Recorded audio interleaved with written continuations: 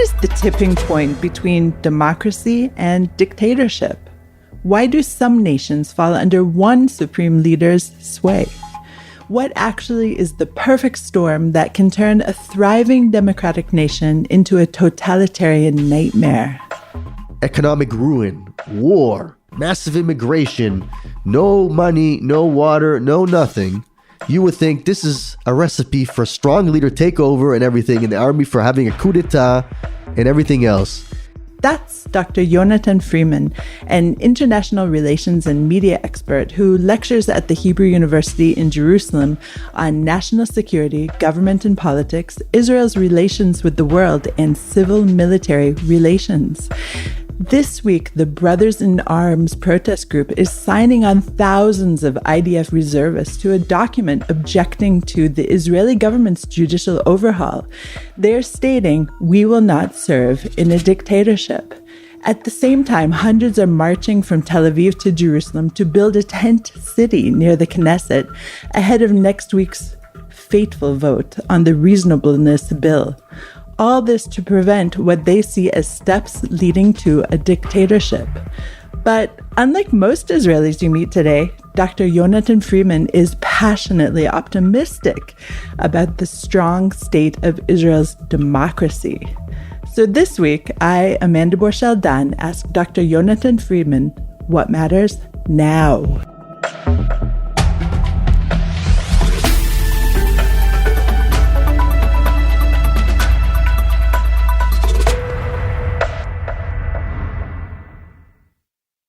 Yonatan, thank you so much for joining me today at the Hebrew University in Jerusalem. Glad to be here.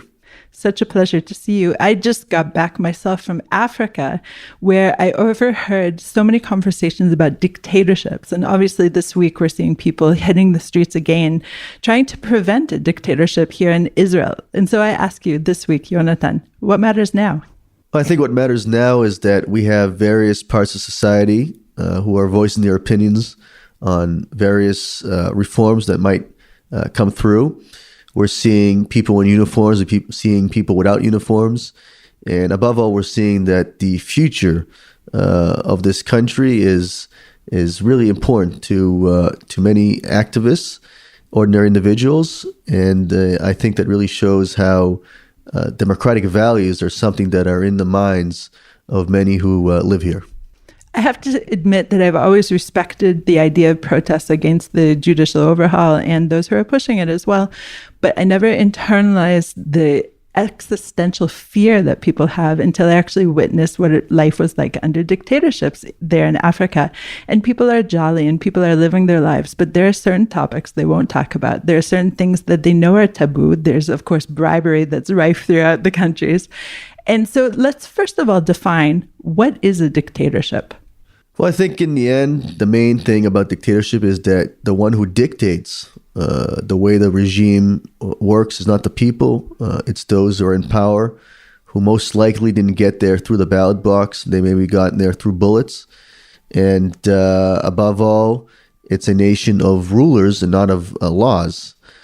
Second thing is really also about the freedoms that individuals have to express themselves in different things, whether it be the media, whether it be verbally in other places, in schools and academia.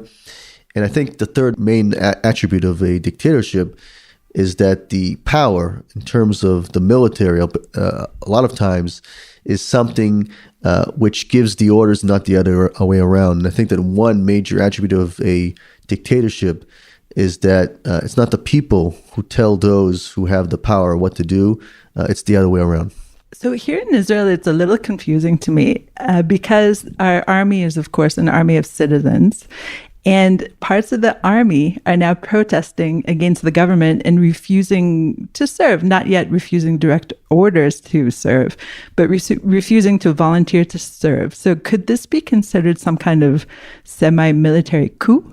Well, I don't think so. I think that we have to be very careful about characterizing what's going on today. In one of my lectures, I was just talking about it today, actually.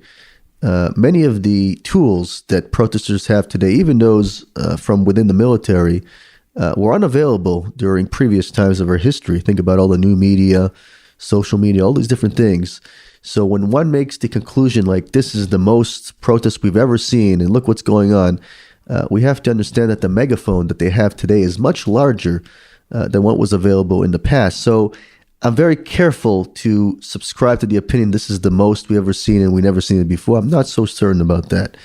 I'm also not certain that the types of things we're hearing from the military are in large scale like many people feel. From what I've been seeing in the media and different reports, most of what has been announced in terms of actions are those who haven't been called up. In other words, they're saying, if they call me up, I won't be getting up, rather than someone being called up and not coming, which is very minimal from what I've been hearing. And I think that Israelis have proven that in times of trouble, we leave our politics at home and we come to defend the country. And we know what's going on right now in the north. We know those Hezbollah tents, there's Iran, all these different things. Within seconds, and we all know seconds in the Middle East, especially in Israel, that can be a major change. Within seconds, we can have a major operation which causes everyone to suit up and go to battle.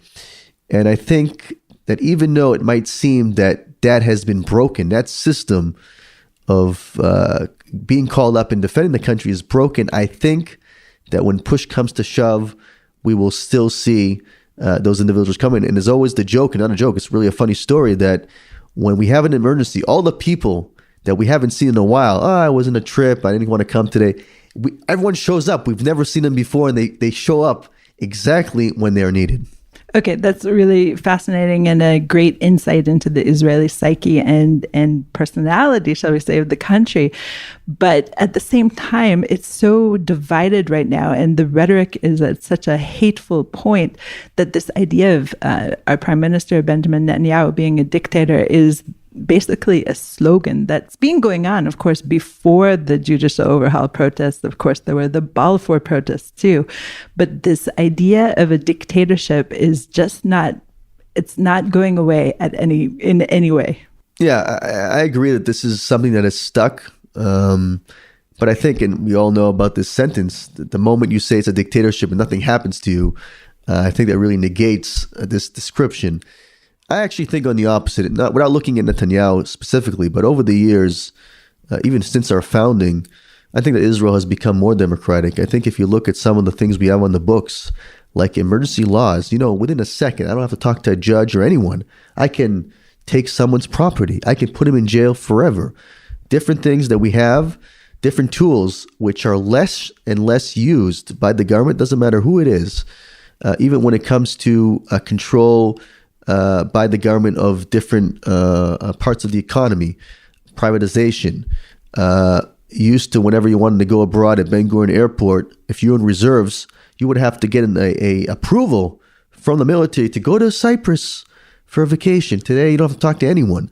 So I think, and if you look at the media, look at all the media that's new that wasn't in the past, just one channel. Now we have dozens. So I think it is true, and I kudos to their advisors and everyone. I think it's working in terms of the political opposition, and I have no beef with them. That's what they're supposed to do. In the end, they're supposed to want and try to campaign to replace him, to be elected themselves. That's what they're supposed to do. And it seems that in this battle, they've really focused on an attribute which is bringing more results. In other words, it's not that we have a better plan, it's that his plan is a dictatorial plan. And that's why you should oppose him. And I think if you look at the polls, recent polls, you see that Benny Gantz, for example, he's rising in the polls in terms of his approval and also his ability to be prime minister in the future. It's helping them. And I think that if you really ask them, without the media, without the audience looking at it, I think they would agree with what I'm saying. But on the other hand, they would agree that what they're saying publicly is something that's helping them in their quest to be in the government. That's their purpose. That's what democracy is all about. You're talking about the political opposition, but what we're seeing more and what's capturing more of the headlines is of course, the grassroots opposition. They are not as yet a political party. From what I understand, they don't truly have plans to become one, at least in the meantime. And elections aren't even on the horizon so far. But I would wonder, what about this rhetoric? That is a different situation. Yeah, I think that many of those have many opinions in terms of what's going on in the judicial reforms and judicial laws that they want to be passed. But if you look at the messaging in terms of their explanations as to why they opposed it, if you look at it, a lot of it is the explanation that the opposition is giving them in terms of their explaining. I mean, have they gone and read the actual proposal? Have they seen it? Who told them about it? And again, there might be here and there, but I'm saying a lot of them are really there because they're sticking to the issue of the dictatorship characterization. In other words, and actually I heard just a few days ago, I think one of them even said, some of the leaders, even if one of the reforms, the ones that's coming up, is not pushed forward, they're still going to be there. I mean, if it's all dictatorship and what they're saying is true, so what does it matter if this law is being passed or not? It's still Netanyahu. So I'm not certain that it really has to do with these reforms. It has to do, again, with the kind of branding that is now working for them. And actually, I would even say that those who support these reforms, many of them also are doing it. And actually, I think I saw one of the parliament members on the interview today or yesterday was saying that they were asking her, why do you want to continue with it? And now she's saying, because of these protests, that's why. It's not because of all the reforms where we really see something about it. It's because we want to put it in their face and we're going to do it because of that. So then the interview says, so there is no real reason. It's just to show them what we can do. So I think both sides, there's a lot of rhetoric, as you state, and we're moving away from an actual objective debate as to what is being planned or what wants to be pushed forward. And it's becoming more about who is more for democracy. And by the way, even those who are for it, this reforms, are saying this will help democracy. In other words, they're saying we are against the dictatorship as well. Not Netanyahu, as the other side's claim, but the dictatorship of the legal system. Both of these are very totalitarian views, it sounds like to me. I mean, from both sides, we're seeing totalitarianism. We must get rid of Prime Minister Netanyahu entirely, or we must negate the other side, those who object to the judicial overhaul entirely. Right. I think that if one thing that we're seeing here is really the information and where it's coming from. And I think that especially when it comes to legal jargon and different things, most people have a hard time understanding what it means. I mean, I'm seeing headlines, it will cancel this ability. Another headline, it will weaken the ability. No one even knows what it is exactly. And I think that everyone is really stuck up in the moment. And again, they have the tools to do so. They have the megaphone, they have the Facebook, they have the TikTok, all these things. And I can even say that it will be harder for the leaders, even in opposition, that if they even strike a deal with Netanyahu about this, to get those people to go home. It might be very difficult for them to do it. And I even think that some of them really maybe support some of the things and they want to get to a compromise, but they know that the people in the streets don't want them to do so.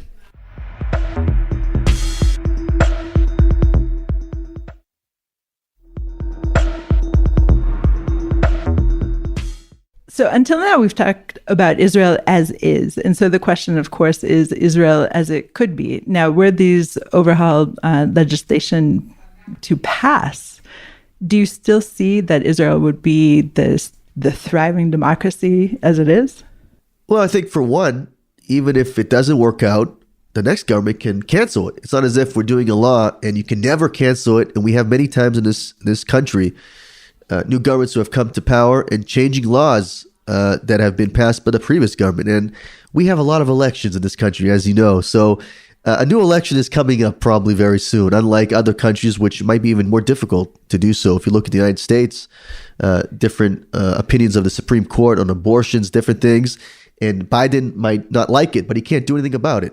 And even if he wanted to do something about it, in terms of the power of the Supreme Court, think about changing the Constitution in the United States. That's going to take, I think the last time was like in the early 90s. It'd take a lot, and that was something that took like years, decades. So for one, they can change it. And it could also be that they change it because it's not working out as they expected. Just to give one example to your listeners, we had, and this is something that many political scientists have studied, in the 90s, the direct election of a prime minister, if you recall. And we never had this anywhere in the world where you vote for the parliament and the prime minister at the same time. And you know why they did it? They did it to improve democracy. That was the actual reasoning. But some people said, oh, this will cause a dictatorship. That's what they said back then. And then they did it. And they also stated this will increase stability and this will be good. And later, everyone agreed, even those who proposed it, it was a bad idea. Bad idea, and they canceled. We only had 3 elections when they did it. So with all this criticism, I argue that the criticism could even come from those who supported it and say, this was not what we expected. It was a bad idea, and we got to change it. That's number one. Number two, again, even when it comes to Israel and the future, I think if you look at the values that people have, Israel's civil society has continued to increase its democratic values.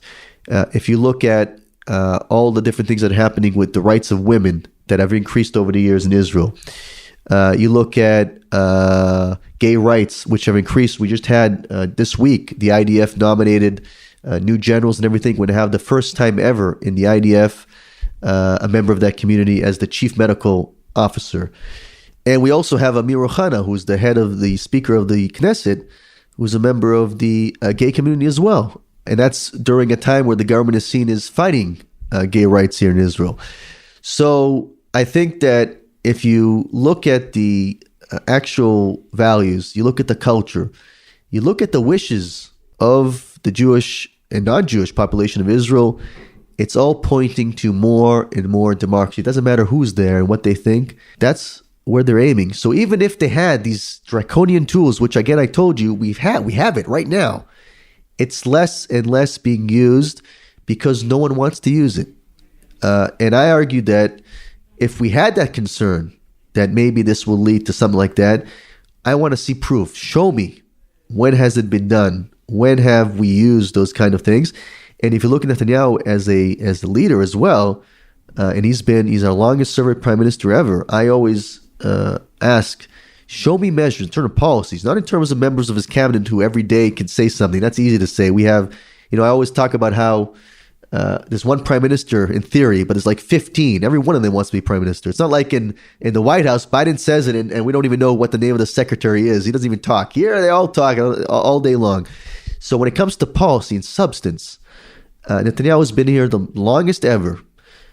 Show me actual policies in the field which have curtailed democratic rights for the country, and even using the tools that are available in his hand.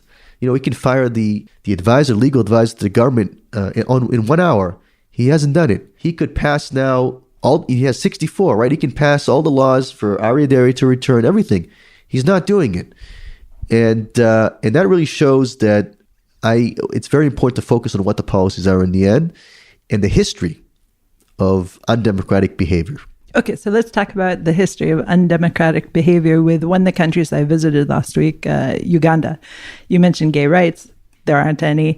For example, you mentioned being voted in. He was voted in, the president, Museveni, I believe is his name, but in 1986, I think. But there's no real way that he'll be voted out. I don't know if he's ever voted in again. I'm not sure if people are voting for him, but he's not going to be voted out. How did this come to pass there? Well, I think you have to look at the history. And if you look at Israel and Israelis, I think that if you look at around the world, all the history, everything, the population here, in terms of our DNA, very much knows, in its most drastic terms, what the results of dictatorship can be. Not just talking about Nazi Germany, you can think about also USSR. We know, and everyone knows someone or is someone who came from those sort of societies. So I think we know who we want not to be. And if you look at other countries in Africa, which throughout history were not places of democracy, places which were exploited, various empires, you just look at a map, see how straight the lines are, all the borders. And all those lines lead not to democracy. So they don't have that history. They don't have that DNA in terms of a history of democratic values. So there's a longer process that has to be made there when it comes to their building of democracy, building of civil society. So when it comes to elections, sure, elections, but that's just one part of democracy. There's other things that have to do with that. When it comes to freedoms of expression, religion, and elections is one thing. North Korea, they have elections. 101%, even the dead vote for Kim Jong-un. That's not democracy. They even have the word democracy in their official name. So I think when you look at a continent like Africa, I think that most of those countries still have a lot of work to do in terms of building civil society, building the mindset, not of I need a vote on the ballot, but the mindset that democracy is something that can help us in different parts of society, whether it be economically, culturally. And I think that if you look at over the years, the relationship that Israel has with Africa, and actually it was Netanyahu who started the African strategy a few years ago and visited many countries in Africa, including Uganda, where his brother fell in Entebbe. Recently we had that anniversary on July 4th. And I think that part of the reasoning that Israel is doing it is not so much to improve business and sell things and everything else, but I think that we understand, and Israel is happy when democracy is on the rise in the world. I think that Israel understands that the more tools we give to these countries to fight poverty, to fight droughts, different things, that will also be able to strengthen a civil society. And if you look at research, the more people that are active in that kind of initiatives in the country are those who aren't hungry, are those who have an education. So the more you improve their livelihood, so you will improve the chances for democracy in those countries as well. Okay, fascinating. Now, just yesterday, this week, we heard that Israel is officially recognizing Western Sahara as being under Moroccan sovereignty. And this is a controversial move, one that we suspected would happen because of the Abraham Accords, etc. But how are we viewed on the international stage after doing something like that? Well, I think we have to first mention that the actual hinting or announcement that we're going to be doing it was actually done by the previous government, Bennett Lapid. We had the Minister of Interior, Ayelet Shaked, travel to Morocco, and there she announced it. Part of as you mentioned, the Abraham Accords was that the United States would recognize the Western Sahara, the Trump administration. And by the way, the Biden administration has continued as we speak with that policy. It hasn't rescinded it or anything. But I think that, and this actually connects to what's going on right now in terms of the U.S.-Israeli relationship. Right now, the United States and Israel, the only countries in the world, apart from Morocco, who recognize that territory. And I think that first off shows the relationship that Israel has with the United States, and that it's very close, and we take into account the desires and orientation that we have as being in a pro-American camp. And on the other hand, we also seek to improve relations with Morocco. And I think that part of what we're doing here is also trying to sow the seeds for additional agreements with other countries in the Arab and Muslim world, in the African continent, because that's not the only country that has territorial disputes. And many countries expect that when we sign an agreement with them, we will also recognize their borders as well. I mean, we're always telling them, recognize the Golan Heights, recognize Jerusalem. So who are we to tell them that they're incorrect when it comes to Western Sahara? That's what they say. So who am I to say something else? It will be something not correct to do. If for years, and if you think about the country which for decades has the biggest issue when it comes to borders and recognizing your capital for embassies, Israel. I don't know any other country that if you look at their maps, it says there's a little asterisk, we don't really agree or something. No other country. So I think it's really something that we're doing on three levels. One, relations with America. Two, relations with Morocco. Number three, the future relations with other countries who also have different measures and borders and other challenges that they want us to accept as well. Okay, so we've been talking about dictators and borders, so let's talk about Putin, Russia. We're in a very complicated situation right now. Putin is, I would say, a dictator, and we have traditionally had some pretty good relations with him, but right now we're in a bit of a muddle because we also want to have good relations with our fellow Jew, Zelensky. So how do you define this situation? I think that first off, relations with America are the most important of all. If you go to the foreign ministry, maybe you've been there at their news conferences there in the building, they have a placard on the wall in the back, the objectives of the foreign ministry of Israel. And the first or second one is maintain good relations with America. It's the only one with a country on the list. And so that's number one. That's always been, always will be, no matter who's here and who's over there. But we also have good relations with Russia. I think that Israel is number one in the world in terms of percentage of population that have links to Russia or the Soviet Union, the former Soviet Union. Almost a ninth or 10th of the population, 1 million almost, are related. So, and we know there's big Jewish communities still in Russia. So we have very important relations with them, also security relations when it comes to Syria and different things. But on the other hand, as I said, we're part of the West. We support the West. We're observers in NATO.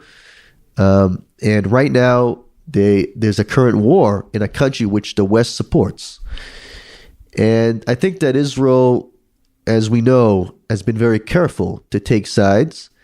But I think there's two other things that are going on as well. Number one, I think that if you look at Israel as a Western country, I think that it's the number one Western country that has good relations both with America and Russia at the same time. I can think of no other country that can pick up a telephone to the Kremlin and they'll answer immediately, just like we would call the White House. No one, even Biden can't do it. They won't answer.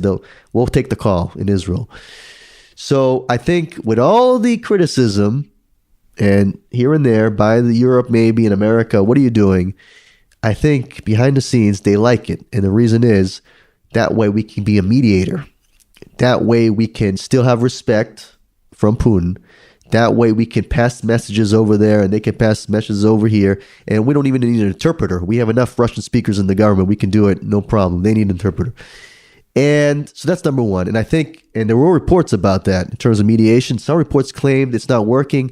I think otherwise. I think it continues. And the fact that Ukraine and their ambassador here in Israel that every second is releasing a statement condemning Israel, I think that shows a lot in terms of how we may be a mediator because they're trying to sound off and influence the mediation. That's why they're doing it, because they're hearing something else. So I'm not so sure it's not happening. Number two, we also know that as the war is continuing, almost 2 years already, Iran continues to increase its foothold in the Ukraine. And I think that we can see a connection that the stronger Iran's presence is on the battlefield, the stronger we're supporting those who are opposing Iran because they're helping Russia. And there's different things going on here behind the scenes, which we are now assisting the Ukraine more and more. Soon your listeners will probably see a report. We're going to be putting out a code red system in the Ukraine to warn them of incoming missiles. By the way, it's not the code red system we have in Israel because we don't want them to go there to Iran or someone. It's a different thing, but we're going to be doing that. We're treating their soldiers who are injured in hospitals in Israel. There's been reports just recently that we're going to be allowing arms to go somewhere to a third country that maybe from there we'll be getting into the Ukraine. So we are doing it more and more. And I think I would also add this as well. Just what we were talking about before in terms of our history. Israel, I'd say, in terms of our people here, we are also aware of the very bad results that could be when it comes to world war. We know it from all the peoples. And I think that part of our reasoning to be a mediator is that we don't want a World War III. World War III will be bad news for Israel, for the Jewish people, based upon the past. We know what could happen. So I think part of that is not just what the West desires, it's also what we desire. And we're very concerned. And by the way, Netanyahu, before he was elected, he was talking in interviews about that, how we're very concerned about a nuclear war those sort of things. And unfortunately, it seems that the war is getting worse and worse in terms of the ramifications. So I think that as that continues, Israel will seek to try to mediate more and more. And number two, as Iran continues its fighting there, Israel will increase its support to those fighting Tehran.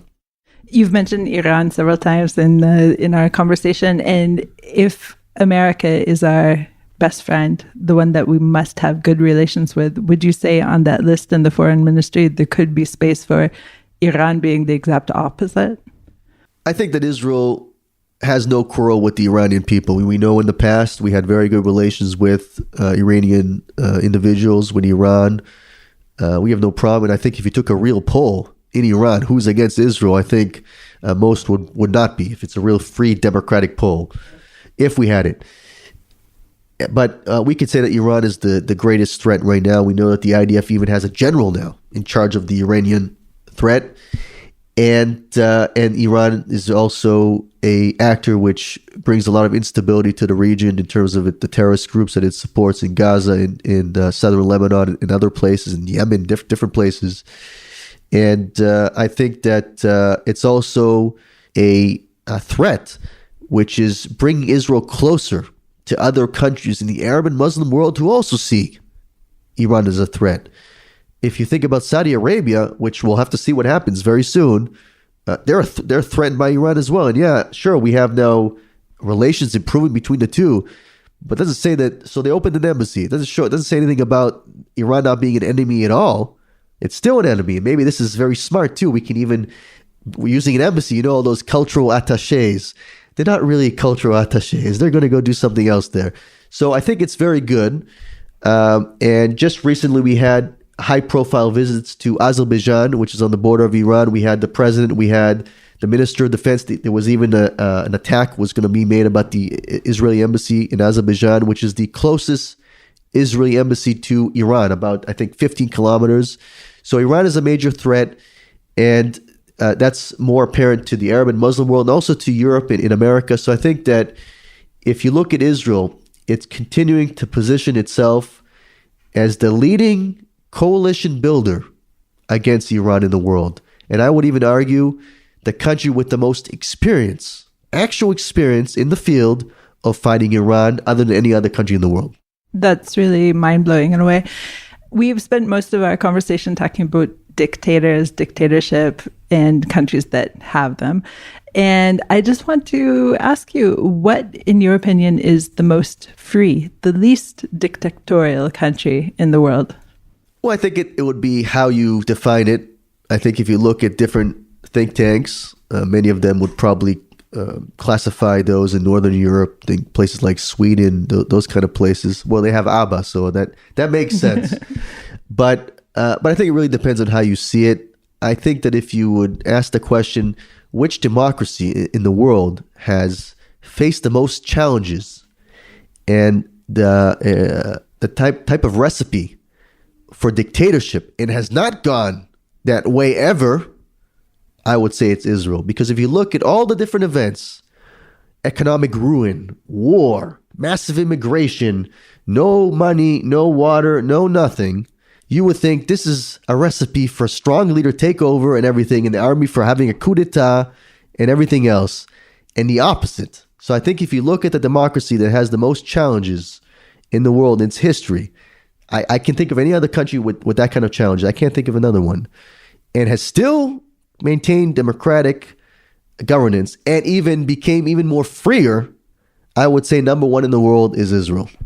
Brilliant. Thank you so much for joining me. Thank you very much.